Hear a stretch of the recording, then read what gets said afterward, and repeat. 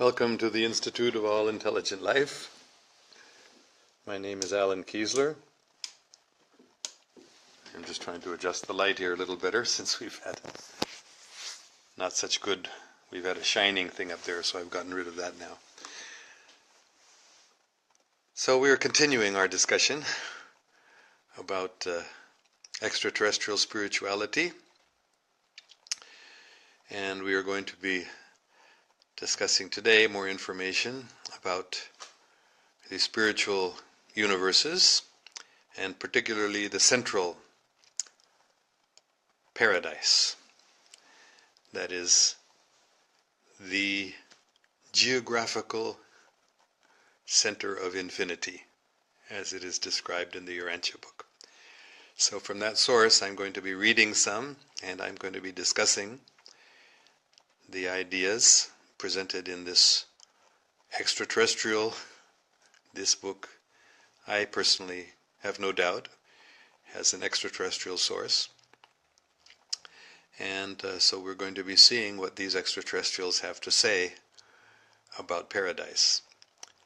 I had described in the last class the spiritual universes, that is the eternal, shining, unlimited universes that are eternal from the past, eternal in the future, never created, perfect in every way. So there are many, many such spiritual universes. But all of them,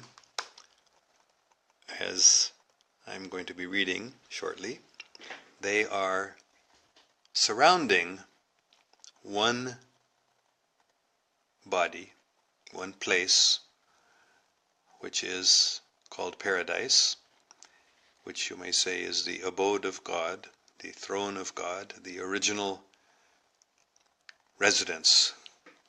So these words are all kind of inadequate, but that's the best we can do. So first I'm going to just read a little bit about what is called the Eternal Isle of Paradise. And it is described as the center of the universe, center of all the universes, the center of all the spiritual as well as material universes. But the important thing to realize that I'm going to be stressing throughout is that, as it will be obvious as we discuss this, this is spiritual, but it's not, what could we say? It's not immaterial. I'm using the word material to refer to this universe, or these universes that we experience in time, and spiritual for the eternal realms. But the eternal realms are, although they're not material in the sense of the word that we're using it, they are material in the sense of having physical reality. We sometimes think of spirit as formless, and spirit as somehow something misty or something that we can't quite see or touch.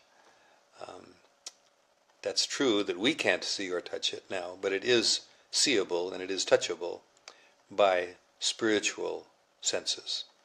So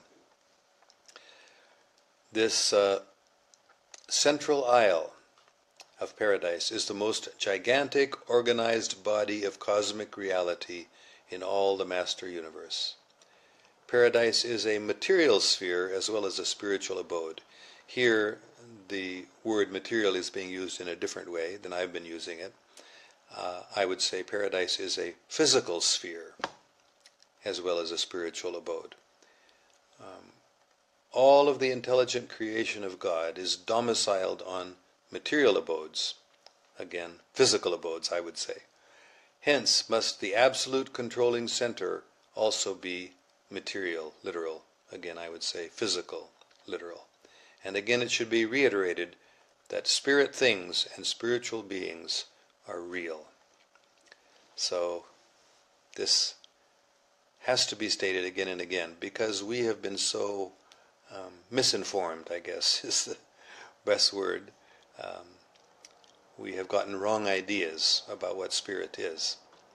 And as this paragraph, this first paragraph of this description about the eternal isle of paradise is emphasizing already, repeating, that these spiritual realities, these spiritual beings, everything spiritual is real. It is physical. It has a location, not in space. It's before space, maybe is the best word. Outside of space, maybe we could say. But it has a location, not in time and space, but it has an eternal location. And let me just say before I go on, since I mentioned time, in the spiritual world there is, things do happen, but time doesn't exist there the way it exists here in the material world. Time really means that things decay, things deteriorate. We grow old, we die. We build a beautiful building.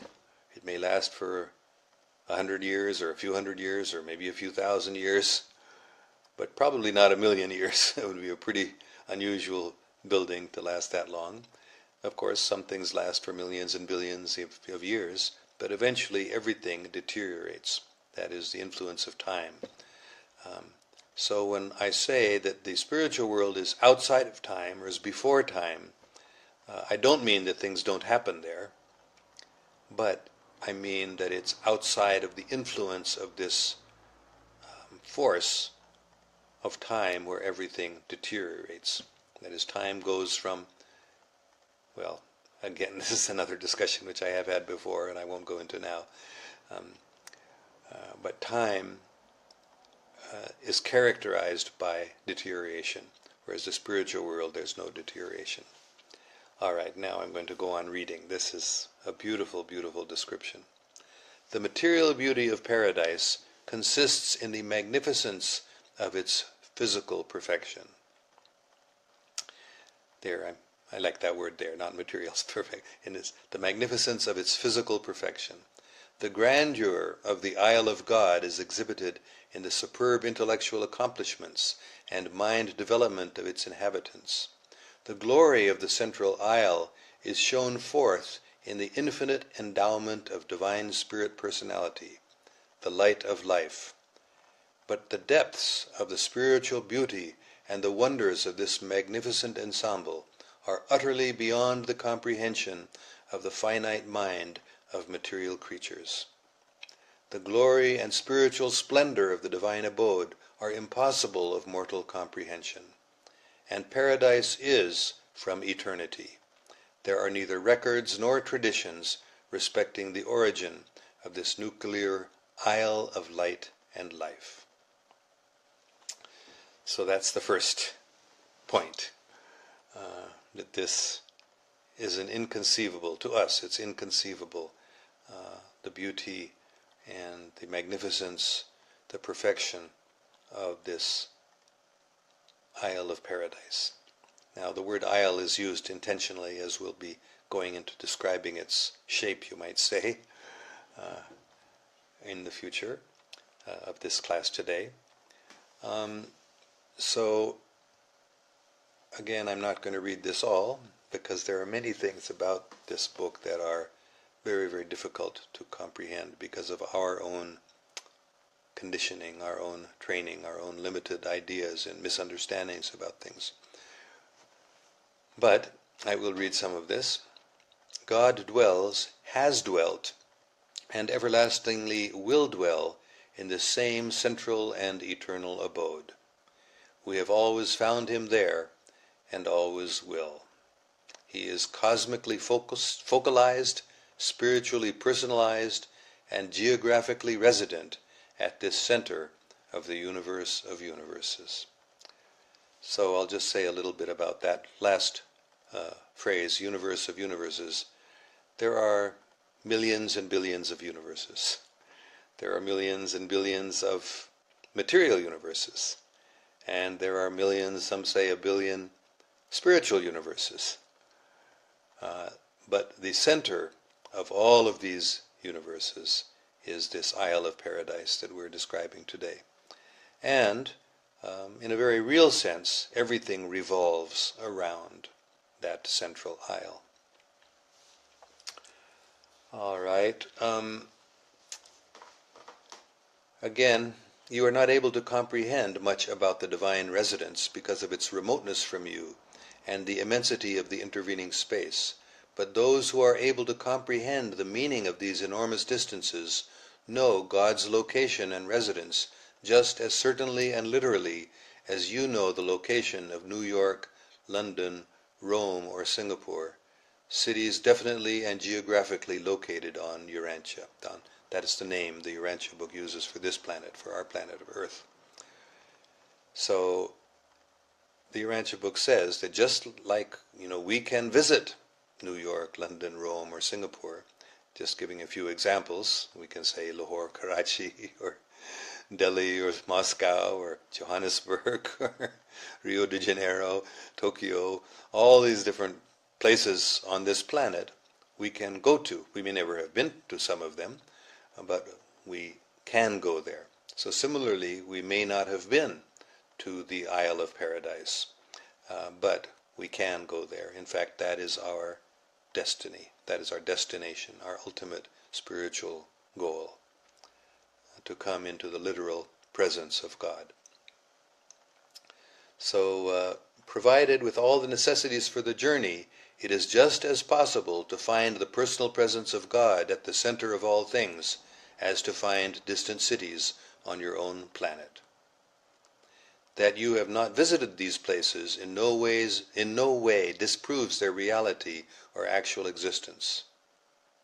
That so few of the universe creatures have found God on Paradise in no way disproves either the reality of his existence or the actuality of his spiritual person at the center of all things. Okay, now we're going to read, again, this gets very, very complex, but I'm just going to introduce a few of the ideas here. The nature of the eternal isle, the Isle of Paradise. Since you are beginning to glimpse the enormousness of the material universe, discernible even from your astronomical location, your space position in the starry systems, it should become evident to you that such a tremendous material universe must have an adequate and worthy capital, a headquarters commensurate with the dignity and infinitude of the universal ruler of all this vast and far-flung creation of material realms and living beings. So I can just say this book was written, or was presented, maybe a better word, to us between 1925 and 1935, almost 100 years ago. But at that time, much less than today, but at that time, astronomers were beginning to realize that the universe was much bigger than we had thought for many centuries or thousands of years. But now we know even more than at that time. This is, millions and billions of galaxies, every galaxy having an average at least of billions of stars, some probably having trillions, bigger ones. So it's it's beyond our mind's ability to grasp how big even the universe is that we now can see with our advanced telescopes, our different new types of telescopes. So, but now comes something very interesting. This is fascinating. In form, Paradise differs from the inhabited space bodies. It is not spherical. So, stars, planets, moons, generally are all pretty much shaped like a sphere, a ball. But Paradise is not like a sphere. It is definitely ellipsoid, being 1/6 longer in the north-south diameter than in the east-west diameter. The central isle is essentially flat, and the distance from the upper surface to the nether surface is 1/10 that of the east-west diameter. So a couple of questions are going to come up. But first, so basically it's like a thick pancake or a thick chapati, or sort of like a naan. It is not completely round. It's a little bit longer in one direction than the other, and it's much wider than it is high. It's kind of flat like that. So the question that comes up, you're talking about north and south, where does this north and south come from? So we're going to come to that shortly. But it's not the same distance every way. In other words, it's not a sphere. Okay. I'm just going to go on reading, and I'm introducing these ideas, which are pretty far out, frankly. They're very astonishing to me. I mean, when I first was reading this, I said, what is going on here? Where did this knowledge come from? The more I've studied it, and I've studied it for over 20, 25 years, it seems, again, I've said before, there may be parts of it that are not accurate in the sense that they're presented in a certain way with a certain purpose for certain persons who are the recipients of it 90, 85, 90 years ago. But we can sort of understand which parts are like that. So there are 5%, 10%, I don't think more than that, but a real percentage of it is something that we might not be able to accept or understand at this point because of our own backgrounds. But a lot of it is very, very valuable information. So that's what I'm reading now. Okay, I'm just going on reading from where I left off. The description about how it's wider, slightly wider from north to south, or slightly longer, I might say, from north to south than it is east and west, and it is much wider than it is tall. These differences in dimensions, taken in connection with its stationary status and the greater outpressure of force energy at the north end of the aisle, make it possible to establish absolute direction in the master universe. So this is the source of absolute direction. There is an absolute north and south. Of course, our scientists know nothing about that. They have no access to the spiritual realm. But there is actually a north and south, an absolute north and south, which derives from the fact that the north end of the Isle, one end we can say, of the Isle of Paradise has a greater outpressure of force energy. That is, energy is emitting from, or energy is coming out of the Isle of Paradise. And a greater amount of energy comes out at one end, and that's the north end. That's the way north that is defined. So the central, I'm just going on reading, the central isle is geographically divided into 3 domains of activity: upper paradise, peripheral paradise, nether paradise. So the upper, the middle, and the bottom, or the lower. We speak of that surface of paradise which is occupied with personality activities as the upper side, and the opposite surface as the nether side. The periphery of paradise provides for activities that are not strictly personal or non-personal. So this is quite incredible, but we'll just go on reading some pieces from here and there.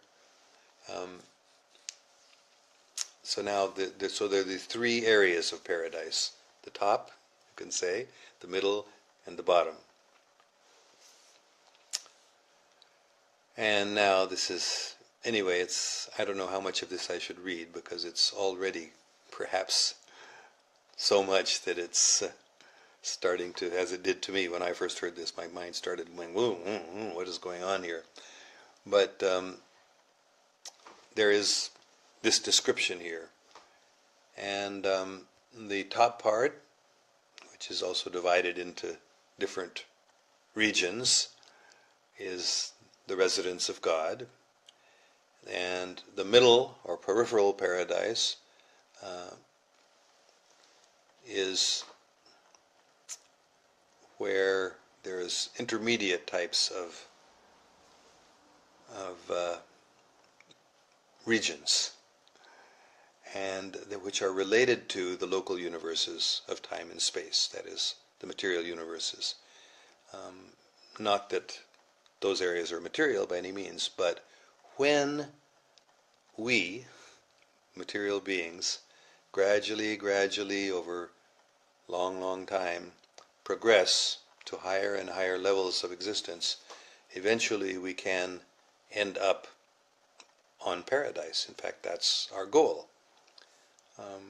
And just one description I'm going to read about the peripheral paradise, that there are areas where the co-creators of material universes, have exhibit areas dedicated to the local universes of time and space. And it says there are just 7 trillion of these historic reservations now set up or in reserve. But these arrangements altogether occupy only about 4% of that portion of the peripheral area thus assigned. So this gives us some idea of how big. It's said that the Isle of Paradise is by far the biggest thing, biggest place, biggest area in all of creation. All of creation's the wrong word, because the non-created, the eternal, as well as the created universes, they're all, in fact, as I understand it, all put together, all the spiritual universes, all the material universes put together are smaller than the Isle of Paradise. But in any case, it is far bigger than anything else. So just this one thing I've read here, it gives these specific numbers, which is kind of amazing. 7 trillion, that is 7,000 billion areas that have been set up for exhibitions about the material universes in this peripheral area of paradise. And that, all of those together, 7 trillion of these vast, huge exhibit areas, make up only 4% of the portion of this peripheral area that has been assigned. In other words, a portion of the peripheral paradise has been set aside, maybe it's a fairly small portion too, for these exhibits about the material universes, and only 4% of that area is assigned, and that small portion includes or houses 7 trillion of such areas.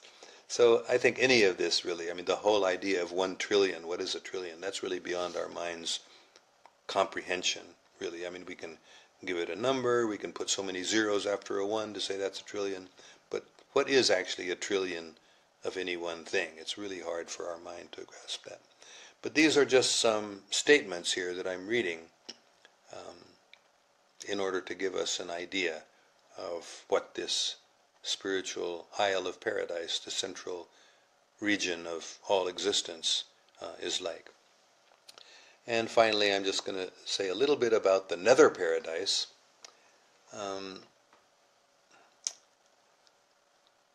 Concerning nether paradise, we know only that which is revealed. These authors, by the way, are not from this planet. Many of them, this book is written by at least, simply by studying the writings, you can tell that there's at least a dozen or so different authors. There's different types of styles of writing or speaking. So there are different authors. Some of them evidently are from the spiritual world itself, and some of them are elevated personalities who are resident in the material universes. So the author of this paper is saying that we really don't know about that nether paradise because personalities do not sojourn there. In other words, personalities don't live there. It has nothing whatever to do with the affairs of spirit intelligences, nor does the deity absolute their function. We are informed that all physical energy and cosmic force circuits have their origin on nether paradise. So this is Interesting, huh? In other words, I guess we could say physical energy, cosmic force circuits, I guess that's like gravity, force, spiritual gravity, absolute gravity, originates from this nether paradise. I hope I didn't make a mistake there. Anyway, and another very interesting thing about this, occupying the outer margins of the undersurface is a region having mainly to do with space potency and force energy. The activities of this vast elliptical force center are not identifiable with, anyway, this is getting more beyond my understanding, so I guess I'm not even going to read it because it's, we need to develop the vocabulary to understand these things, which means that we have to do a lot of study before these things can even make sense to us. So, but there are different parts of the nether paradise. Just the outer, there's an outer region that has to do with space potency and force energy. And there are other parts of the nether paradise, the inner zone, the mid zone, the outer zone it describes. And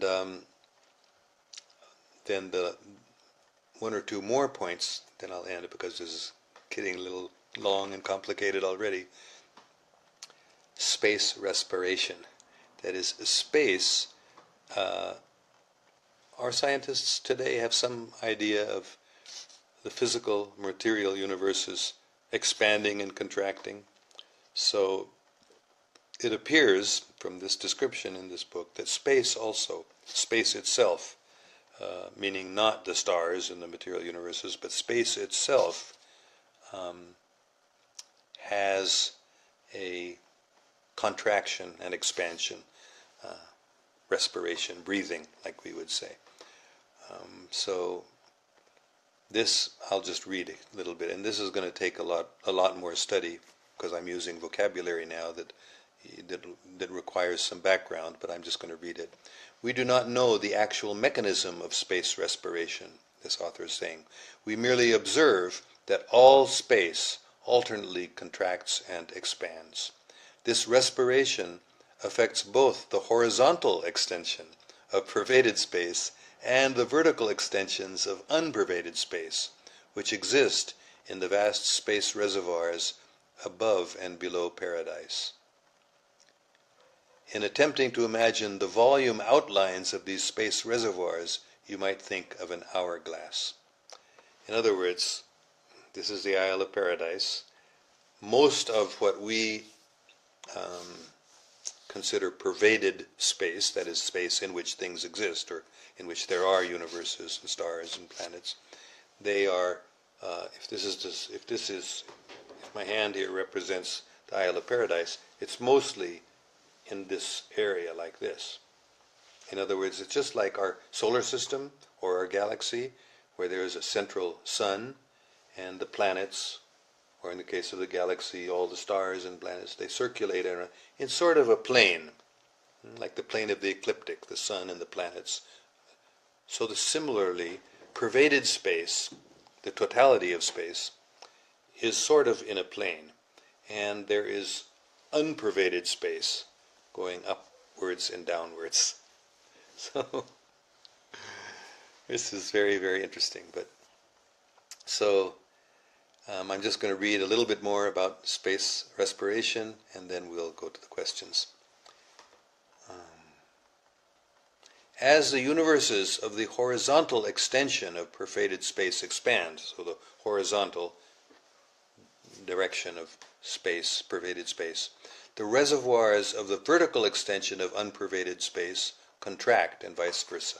So in other words, as pervaded space spreads out, the unpervaded space contracts.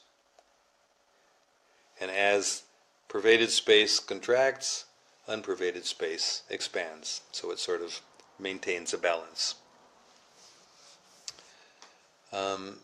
There is a confluence of pervaded and unpervaded space just underneath nether paradise. Both types of space there flow through the transmuting regulation channels, where changes are wrought making pervadable space non-pervadable, and vice versa in the contraction and expansion cycles of the cosmos. Unpervaded space means unpervaded by those forces, energies, powers, and presences known to exist in pervaded space. We do not know whether vertical, that's the unpervaded space, is destined always to function as the equipoise of horizontal space. We do not know whether there is a creative intent concerning unpervaded space.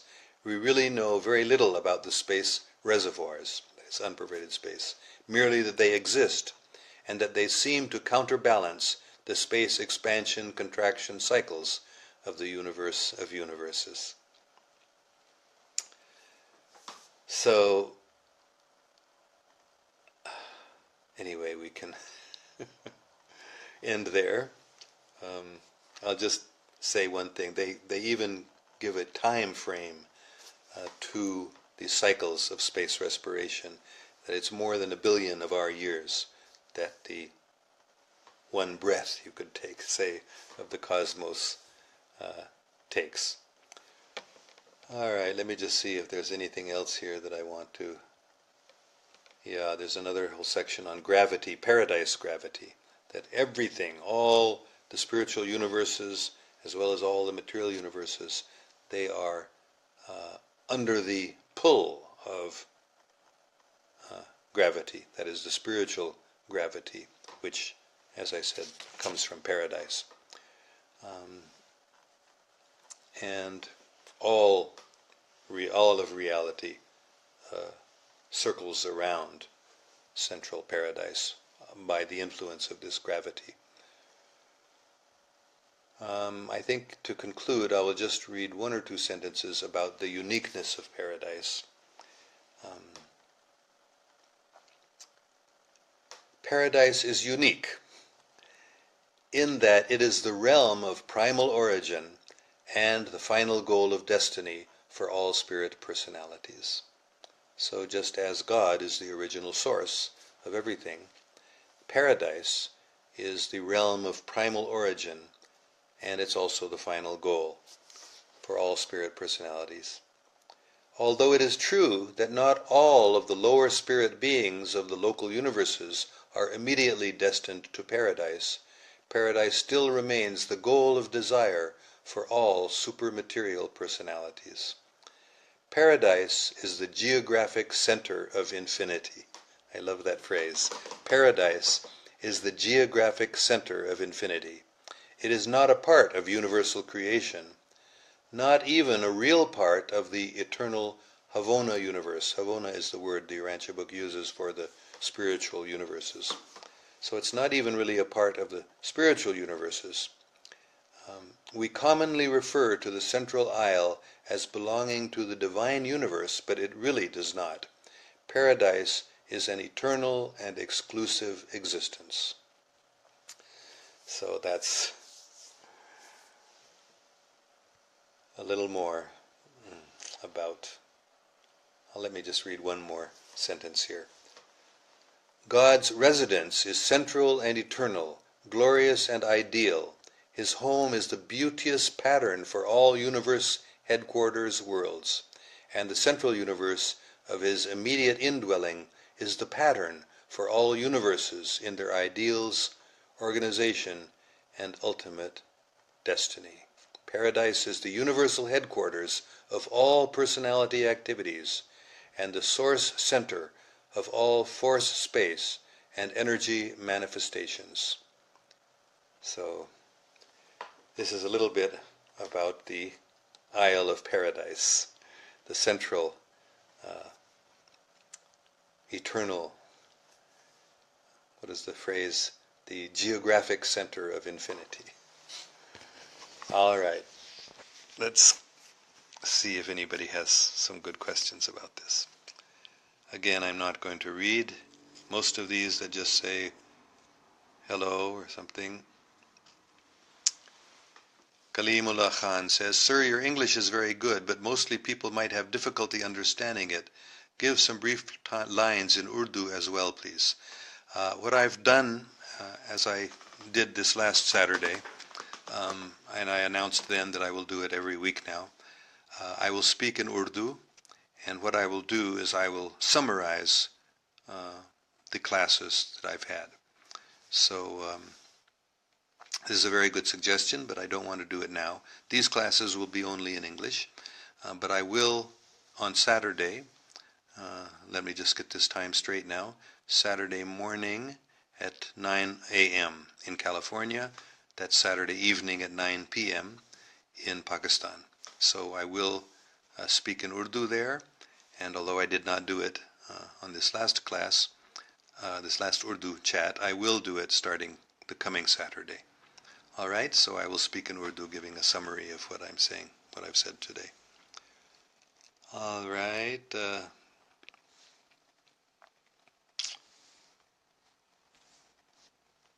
Okay, well, I can say that what to speak of for Urdu speakers, even for English speakers, this is very complex and difficult to follow, difficult to understand.